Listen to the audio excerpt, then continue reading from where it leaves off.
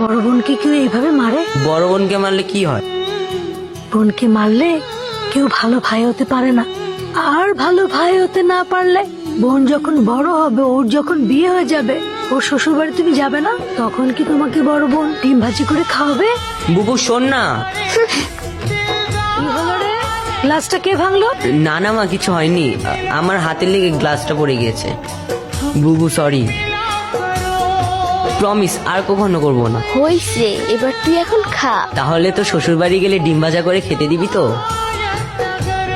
ভাবি, ভাবি দেখো কে আসছে। জান্নাত, এরা এরা আমার ভাই। তোমার বোন সারাদিন কতবার তোমার নাম নেয়, তুমি জানো না? মান্নাত এটা করতো, মান্নাত ওইটা করতো, মান্নাত এমন, মান্নাত তেমন, কত কথা যে কয়। তুমি আসছো ভাই, আমি অনেক খুশি হয়েছি। যবে থেকে বিয়ে হয়েছে তোমার বোন কেউ দেখতে আসা তো দূরের কথা, ফোন দিয়ে একটা খবরও নেয় না। তুমি আসছো ভাই, আমি অনেক খুশি হয়েছি। এই জান্নাত, তোমার ভাই আসছে, বাজারেও একটা নিয়ে আসো। আজকে তুমি নিজের হাতে তোমার ভাইয়ের যত পছন্দের খাবার আছে সব রান্না করে খাওয়াবে, তাড়াতাড়ি নিয়ে আসো। না,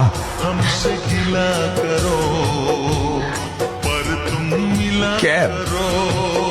ও বুঝছি, তুমি মনে হয় আমার কথায় কষ্ট পাইছো। আমি আসলে কিছু চিন্তা করে তোমার কিছু বলি নাই ভাই, মনে কোনো কষ্ট রেখো না। মা বলতো ভালো ভাইরা নাকি বোনের শ্বশুর বাড়ি গেলে বোন ডিম ভাজি দিয়ে ভাত খেতে দেয়।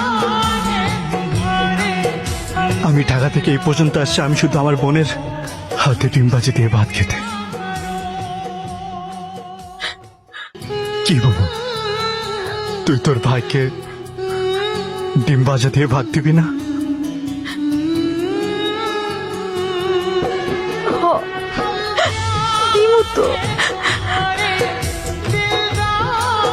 কি ব্যাপার ভাই, কোনো সমস্যা? হঠাৎ খাবার বন্ধ করে দিলা? তোমার বোন কি ডিমে লবণ বেশি দিছে? না দুলা ভাই, মাকে গিয়ে যতক্ষণ এই ডিমের সাথে কথা বলছি ততক্ষণ মনকে শান্ত করতে পারছি না। ডিম মজা হয়েছে। মুরগিটার মনে হয় ডায়াবেটিক ছিল, ডিমটা কেমন মিষ্টি মিষ্টি লাগে। বিখ্যাত ডিমবাজি তো, এই জন্যই বুঝি। হায় আল্লাহ, আমি মনে হয় ডিমের মধ্যে ভুল করে লবণের পরিবর্তে চিনি দিয়ে ফেলছি। বস সেই সাপ